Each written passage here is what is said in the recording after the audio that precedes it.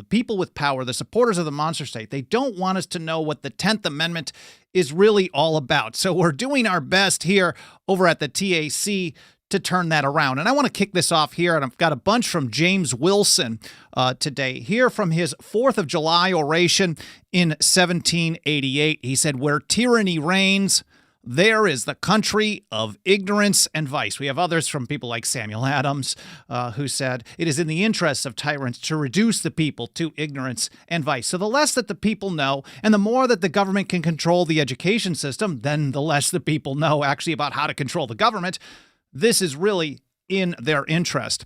And let's look at this article we just published by Mike Meharry yesterday, which is adapted from his great book, Constitution Owner's Manual, that you should pick up over at shop.10thamendmentcenter.com. But here's how he put it. "I've been told that law students prepping for the bar exam are told that if the 10th Amendment is ever among the answers on a multiple choice question, they can immediately rule it out." I've heard this from many people, including Kevin Gutzman, who's been a longtime friend of the TAC. I've learned so much from him as well, that if you're studying for this, the 10th Amendment is always the wrong answer.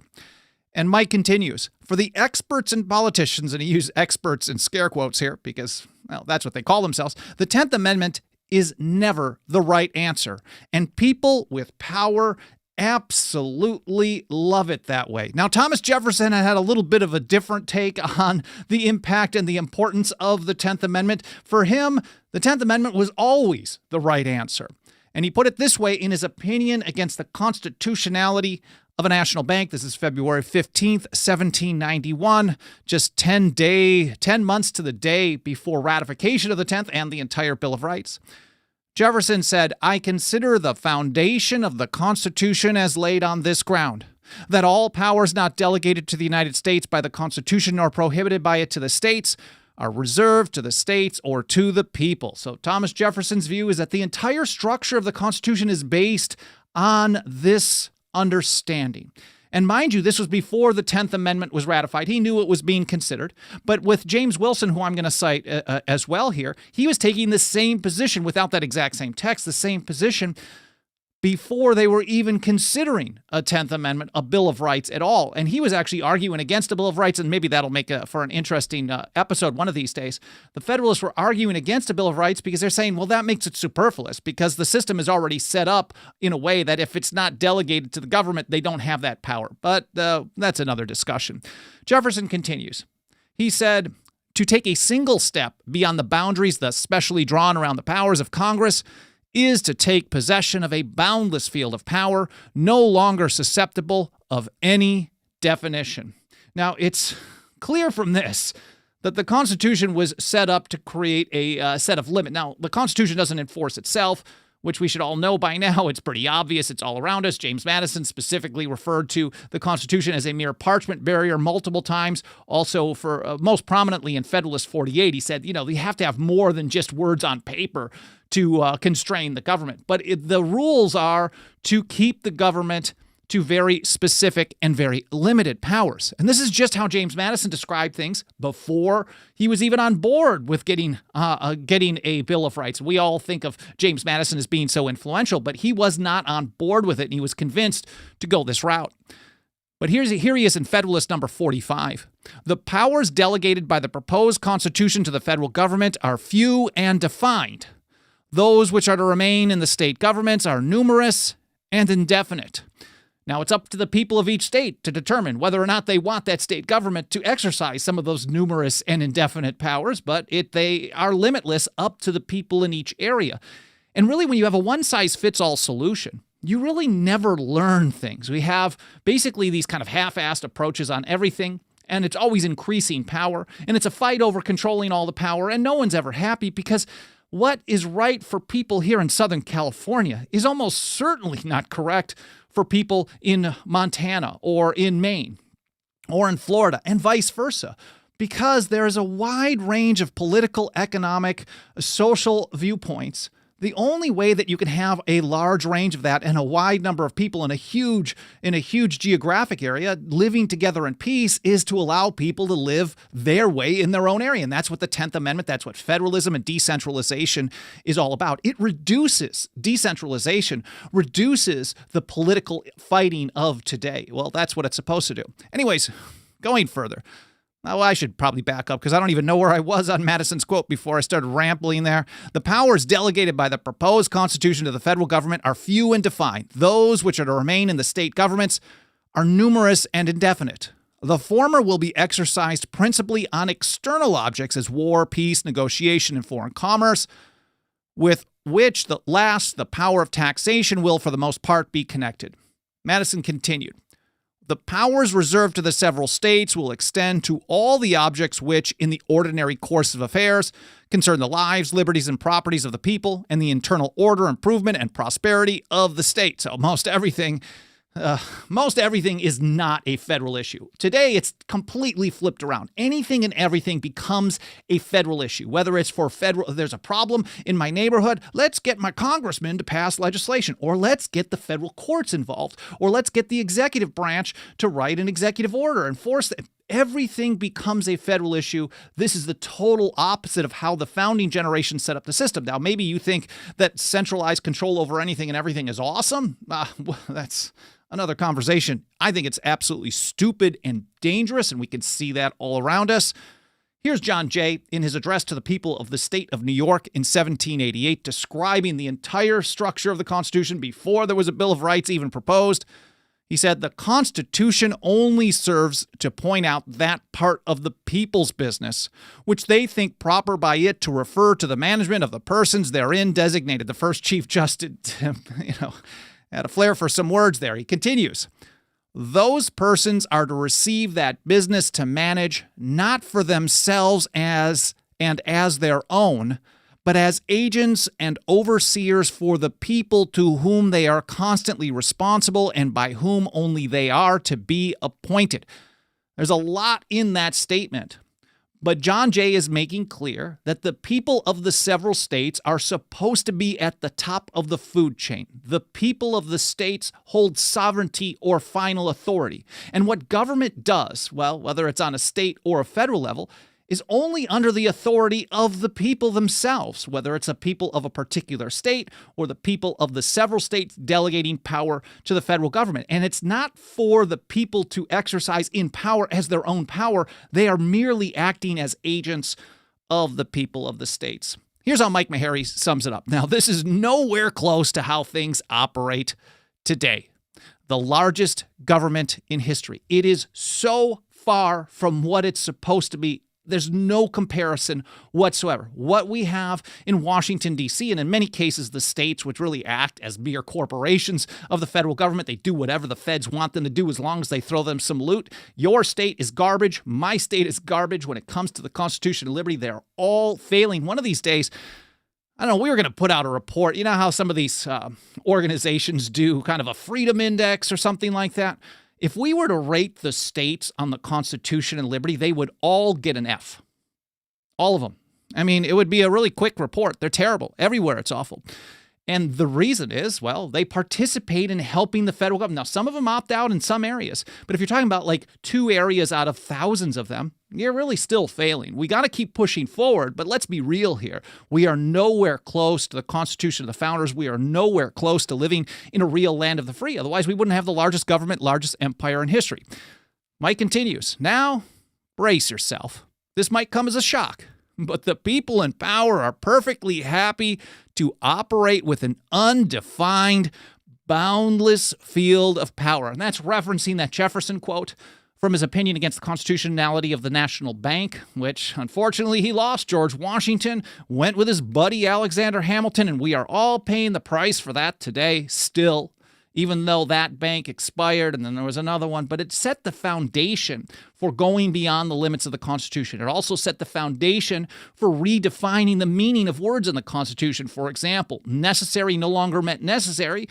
It meant convenient. And it does today. Necessary and proper means, according to the federal government, whatever is convenient for exercising their other powers. And Jefferson told us, as soon as you do that, they're going to have unlimited power, a boundless field of power.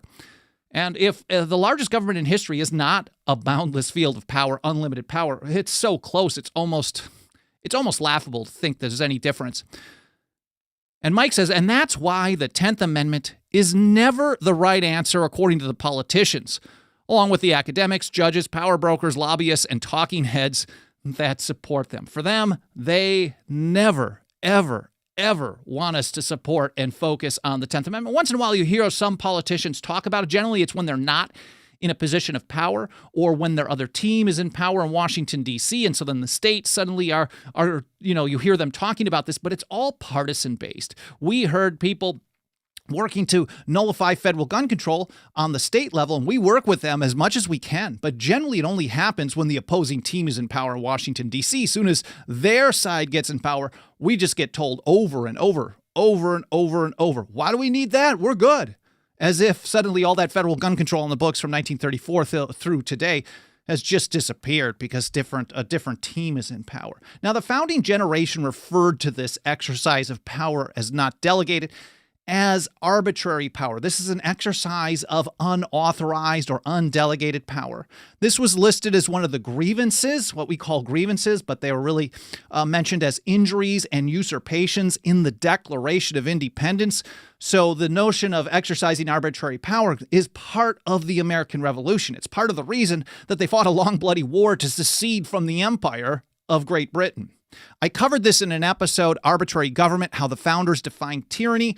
I think it's an important one. It's one of my favorite recent episodes from last year, and I hope you will check that out because it's good reference. Now, just a quick side note on that. I think John Adams, when he was one of the good guys, was really, really good on this type of a message. Here he is writing as Novanglis in his third Novanglis letter in February of 1775, and he pointed out this, obsta principiis. Now, this was a maxim. They all understood this Latin phrase. I'm probably saying it incorrectly. James Otis Jr. used it a number of years earlier, but obsta principiis, nip the shoots of arbitrary power in the bud, is the only maxim which can ever preserve the liberties of any people. I mean, that is as emphatic as you can get.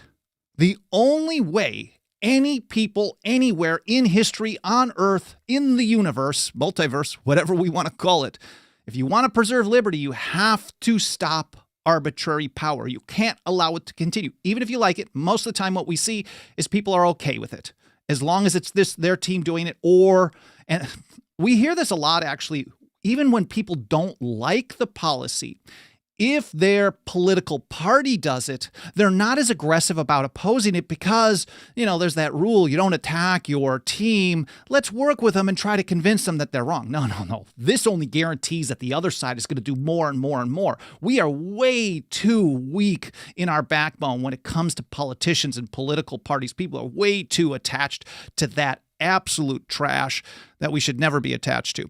Anyways, Adams continued, when the people give way, their deceivers, betrayers, and destroyers press upon them so fast that there is no resisting afterwards. I mean, a little fatalist, but it does become very difficult. St. George Tucker, in his view of the Constitution of the United States in 1803, I'm just paraphrasing, he pointed out that the acquiescence of a people to arbitrary power does not mean they don't have the power to resume their own sovereign authority anytime they're able to or realize that they really should. So it's still there. The more that people wait to do the right thing, the more that people wait to actually learn about the right thing or get on board with it, the harder it becomes. So we are in a very, very nasty situation today. Again, largest government in history. What did they do against the largest government in history back in 1776? Well, for a number of years, and Mike Meharry's working on a really, really awesome book. We're going to publish an excerpt of that sometime in the next few days to a week. A really awesome book, really kind of focusing heavily on the pre-1775 real American Revolution, the strategies that they used. I think 1774 is probably one of the most important years of the American Revolution personally. And the more I study this, the more I see almost everything that we focus on as far as strategy for nullification, how to defeat the largest government in history, they put into practice. And they just, of course, don't teach that. The government runs schools want us to be ignorant about that. Anyways, I'm kind of getting off on a side note here. I should point out that this other episode about arbitrary government, the original source documents, Wilson's 4th of July oration, etc., Meharry's article will all be linked to over in the show notes over at 10thamendmentcenter.com/path to liberty.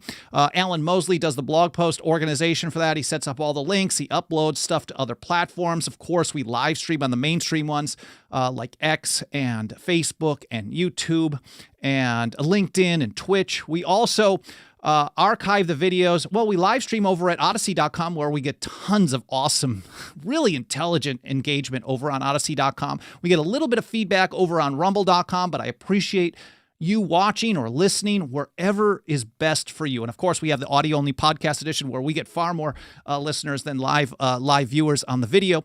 But you'll find the blog post for this episode published in a couple of hours. Alan will get that organized. Thank you, Alan. I got to say that every single time. He's doing awesome work. And one of the best choices I made was to bring Alan back in the fold to help do some logistic stuff that I haven't been able to do. And he's also helping organize some articles based on previous episodes as well, because we keep getting people asking for that. Not everybody is into watching or listening to me talk. So let's give them the written word as well. So 10thamendmentcenter.com/path to liberty. And while I'm here rambling here, I want to take a quick moment to say hello to everyone out in the live chat. It's very important to tell you how much I appreciate you spending some of your time with me today. When I started this show a number of years ago, my goal was just to do something that I enjoy. I love doing this, clearly, and I like kind of the organization of the video and the audio and all that production behind the scenes as well. But thank you so much for being here. Hi to Tom Casey over on Facebook, pointing out a renewal of 702. Man, I guess we'll have to cover that one again. Haji, 1954, Dixie Strong, Crew Chief, Kirk Morrison, Sonny Bono, Murray Ray. Who else am I missing here? There's Clay Kent and Crew Chief, if I didn't mention you already. King Nobody. And man, I'm just going up. Rights are not tradition. Infringed is in the dictionary, without a doubt. That's an important one to point out. Obsta Principius, wrote Sonny. And Truth Matters says, thank you for your insight. Thank you so much for being here. Let's get back to this so we can get right back to the content, which is really important. And I want to, kick it off here as we get into the show again with the 10th Amendment. The powers not delegated to the United States by the Constitution, nor prohibited by it to the states, are reserved to the states respectively or to the people. Now back to James Wilson, his incredibly influential State House Yard speech of October 6, 1787. If we think of Constitution Day, September 17, 1787, that was the day that they wrapped up the Philadelphia Convention. This is really the most prominent pro-federalist, pro-ratification speech. It's way more influential than the on ratification debates. James Wilson's speech was way more influential on ratification than the Federalist Papers. Those have become far more influential way after the fact. I mean, of course, Jefferson liked it. Madison liked it. He was an author of them. But Wilson's take on things really set the stage for the Federalist view. Now, we can get into the debates about maybe where the Federalists made a mistake, that they basically relied too much on trusting the system to bring the good people in power, and then that you wouldn't have to rely on the people themselves to have to do, well, a little stronger stuff to deal with usurpations of power like resistance, such as James Iredell said. But this is the structure of the system. Before the 10th Amendment was even added on, before it was even proposed, we know that John Hancock, of course, was drafting some amendments. I just know he was drafting some amendments within weeks after the Philadelphia Convention wrapped up. And it was Hancock, along with Samuel Adams, making a deal with some of the Federalists in Massachusetts to save the ratification vote. They were going to lose, and they basically said, okay, let's ratify with a promise that you'll include some amendments. The first one that we want is what was a precursor to the 10th Amendment. Now, Jefferson was writing from France back and forth, a number of letters that he wrote about this. And he said, at first, I wanted the 9 states who had ratified, I want 9 states to ratify, and then I want 4 to reject it. And the 4 that will reject it will provide us the leverage that we need to get the Bill of Rights. But then I saw Mr. Hancock's proposal in Massachusetts, and I think that's far better. So that was Jefferson's view. But anyways, back to James Wilson. State House Yard speech of October 6, 1787. He describes the Constitution in the same way as when they added on the 10th Amendment. Everything which is not given is reserved, just straight up. And here he is again. Congressional authority is to be collected not from tacit implication, but from the positive grant expressed in the instrument of the Union. That's lawyer speak. I mean, this is a legal mind trained by the great John Dickinson, I believe. He said, implied powers are garbage. This is nonsense. This has always been a lie, a tool of tyrants. You do not get power in the federal government through implication, but from the positive grant expressed in the instrument of the Union. And here from an overview page that we really should update and kind of improve. We got a lot of improvements to do on the website, so I appreciate any consideration you can give to joining us as a member, 10thAmendmentCenter.com/members. I'll mention that again at the end of the show here. But here we write, in legal terms, the 10th Amendment is what is known as a rule of construction.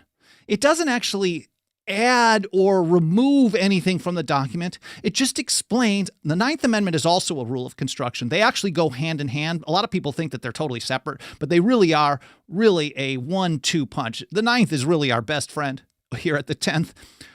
But a rule of construction just tells you how to read the entire document. And that's, I should just read this to you instead of just blabbing. It doesn't add anything to the Constitution, nor does it take anything away, but it serves a very important function. It tells us how to interpret the document. Think of it like a lens through which we evaluate everything the federal government does. So if the 10th Amendment to Jefferson is the foundation of the Constitution, it's because he's understanding that the first thing you need to do when you look at have a question about the constitutionality of anything done any time is you first have to look to see, has this been delegated to the government? And if not, it's reserved, period, straight up. You don't even have to get to questions of other amendments, etc. If it's not been delegated, they just can't do it. If you want it done by a government, I generally do not. I mean, that's being kind of soft on my real hardcore view. I do not want government to do stuff, but if government is going to do stuff, in most cases, it's better to have it closer home to the individual. Because if our ultimate goal is to advance individual liberty, our goal is to advance freedom. We're not thinking about collectivism. The closer that a decision is made to the individual, the more likely you'll have a chance of actually advancing liberty. Side note. Anyways, the 10th Amendment makes explicit two fundamental constitutional principles that are implicit in the document itself. One, the federal government is only authorized to exercise those powers delegated to it. Two, the people of the several states retain the authority to exercise any power that is not delegated to the federal government, as long as the Constitution doesn't expressly prohibit it. I think we should actually highlight whether we change the way that maybe we combine 1 and 2, but really we also have to point out that it affirms the fact, just like what John Jay was saying. John Jay said the Constitution only serves to point out that part of the people's business that they have decided to delegate to the government. This really affirms sovereignty. Final authority is with the people of the several states. And I think we really need to update that here as I'm talking about it, because that is really probably the most important thing. And, well, we got to do a better job on everything. Anyways, here's James Madison in his report of 1800, describing things of what they did in the Virginia Resolutions of 1798 to John Adams's Alien and Sedition Acts. He said, the Constitution of the United States was formed by the sanction of the states, given by each in its sovereign capacity. Now, later, I think it's later in the report of 1800, it may have been earlier, Madison clearly goes through the fact that states as a term can be used in many ways. I think he gave 5 different ways. Like it can be a geographic area. Some people may think it's the government of the state. But really, he said, when you're talking about ratification, the parties to the compact, to the Constitution, you're talking about the people of the several states, the people of each state in their highest sovereign capacity. Those are the parties to the Constitution, to James Madison. So that's how he's using that term here. He's not talking about the sanction of the state governments, but the people composing those political societies. He said the states then being the parties to the constitutional compact, the states then being the parties to the Constitutional Compact, and in their sovereign capacity, it follows of necessity that there can be no tribunal above their authority to decide in the last resort whether the compact made by them be violated. And consequently, that as the parties to it, they must themselves decide in the last resort such questions as may be of sufficient magnitude to require their interposition. Well, man, this is awesome stuff. Madison's telling us, here's the father of the Constitution. This is a guy who actually wanted a far more centralized government. And this is where I have some respect for Madison, is because what he actually wanted, he did not get. He did not really like the idea of the states being the way they are, the way they were set up. And he was pushing for a much larger government. Hamilton thought that wasn't even good enough, of course. But here he is pointing out this is what we approved. The people of the several states are the top of the food chain. They hold final authority. And so the federal government doesn't get to determine if the federal government violated the rules given to the federal government by the people of the several states. That would in itself be dangerous. It sets the stage for unlimited power. Here's how John Dickinson, the penman of the Revolution, the primary drafter of the Articles of Confederation, here he is arguing for ratification of the Constitution in 1788. He said, it must be granted that embedded... Well, first I should back up. And I know if you've listened to the show a number of times, you've heard me cite Dickinson from Fabius number 4, April 1788, a bunch of times. It's so important. And I also think Dickinson's Fabius letters were far more impactful than the Federalist papers for ratification, on the people who were deciding whether or not to ratify as well. And we don't look at it enough. I certainly look primarily at number 3 and 4, but we should probably examine more of those in the future. But he points out that a good constitutions, again, do not enforce themselves. And Dickinson didn't use that exact language, but he said a good constitution promotes but does not guarantee a good administration. The best constitution you can come up with, it's not possible for those words on paper to enforce themselves. And he said, well, it must be granted that a bad administration may take place, and we are certainly experiencing a bad administration. And whatever year you listen this to, if you time travel back a couple of decades, we're also experiencing a bad... All we've had in our entire lives are bad administration. Whether you've got a favorite team or a favorite politician, a favorite dude in office, they've all been bad. None of them have followed the Constitution. None of them have honored their oath as intended by the founders. So this is all we have. The question is, what is then to be done? The answer, Dickinson told us, is to be instantly found before the supreme sovereignty of the people. What is to be done when there is a bad administration of government? It isn't go to the government to get the government to believe that the government screwed up and said, oh, okay, well, we shouldn't have been doing that. We're going to stop. Thanks for letting us know. The answer is found before the supreme sovereignty of the people. They decide in the last resort.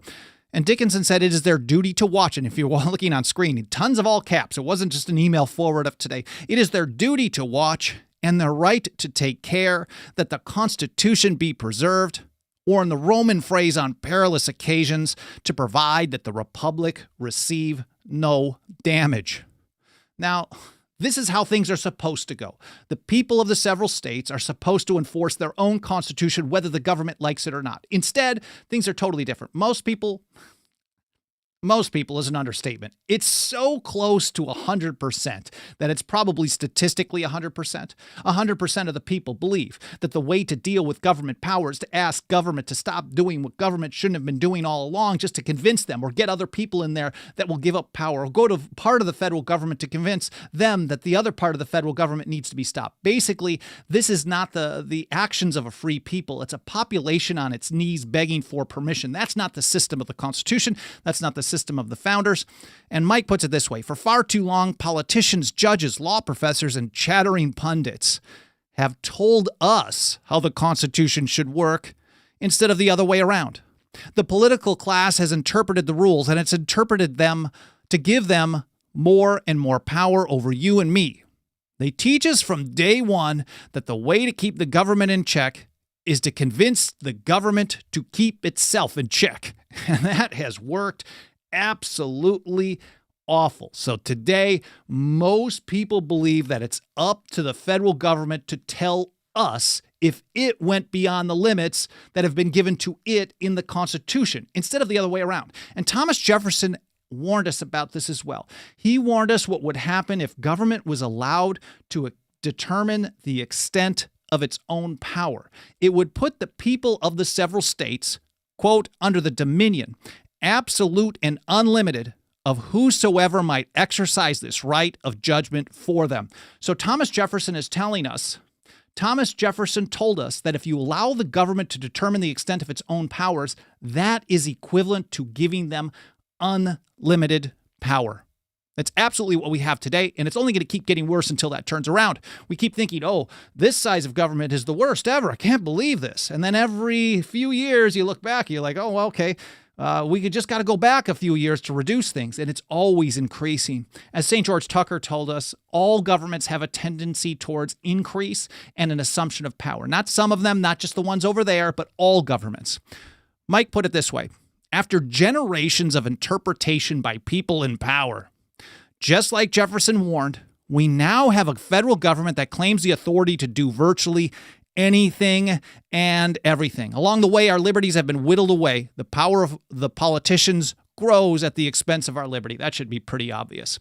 And he points out a few of the things that they do. If you think about how big this government is, today the federal government controls nearly every aspect of your life. It runs your health care, educates your children, and monitors your every move. Bureaucrats in Washington, D.C. even tell you how much water you can flush down your toilets. It tells you what kind of plants you can grow in your backyard. It claims the power to tell you what tools of your natural right of self-defense you can use to defend your family, your home, your state, and your country. Sadly, Mike says, most Americans accept this state of affairs. They even embrace it. I would say most people embrace it.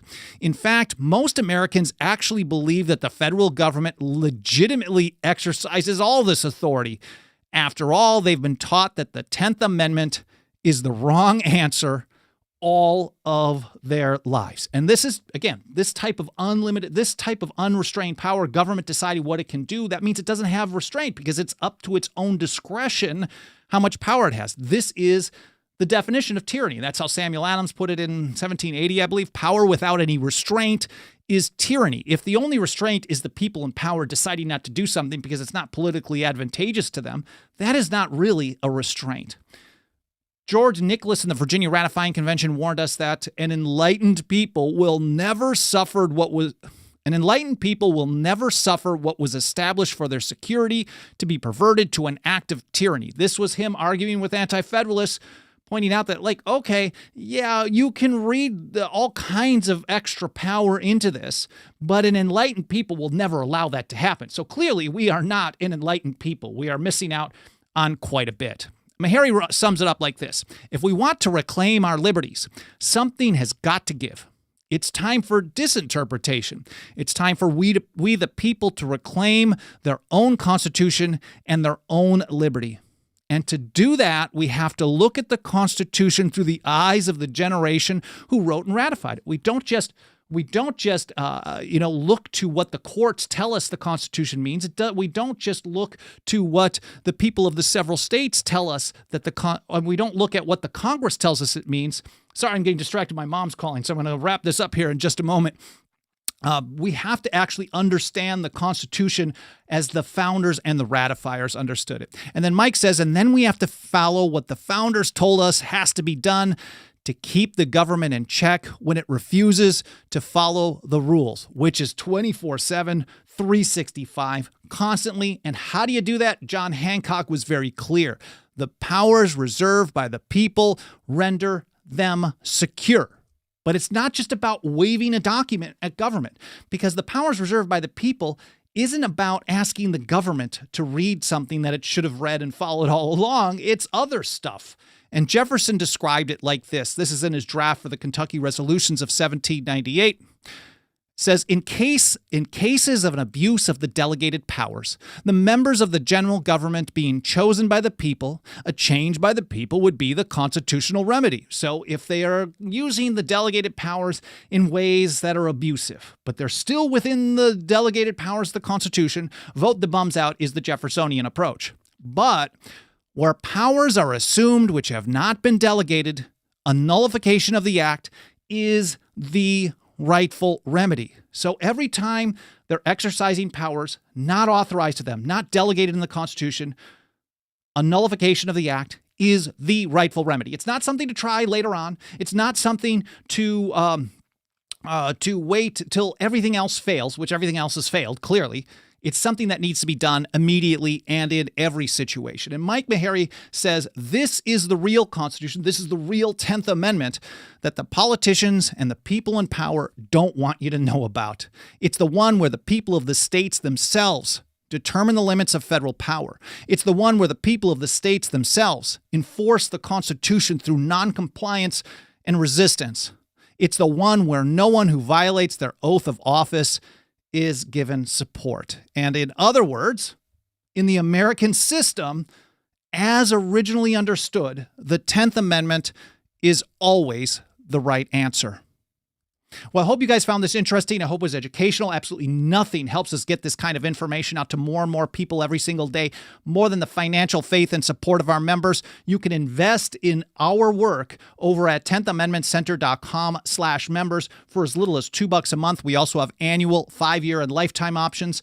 I'm not going to belabor the point, but I would be extremely grateful. I mean, we are getting hit with all kinds of increased expenses for website hosting, all kinds of stuff, and we could really, really use your support. So any consideration you can give to joining us today over at 10thamendmentcenter.com/members would be greatly appreciated. I'm not going to look at the chat. I got to call my mom back. She usually texts, so if it's a phone call, I got to get on that. But I appreciate you spending some time with me today. I hope you enjoyed the episode. I hope you learned something, and I hope to see you next time here on the Path to Liberty.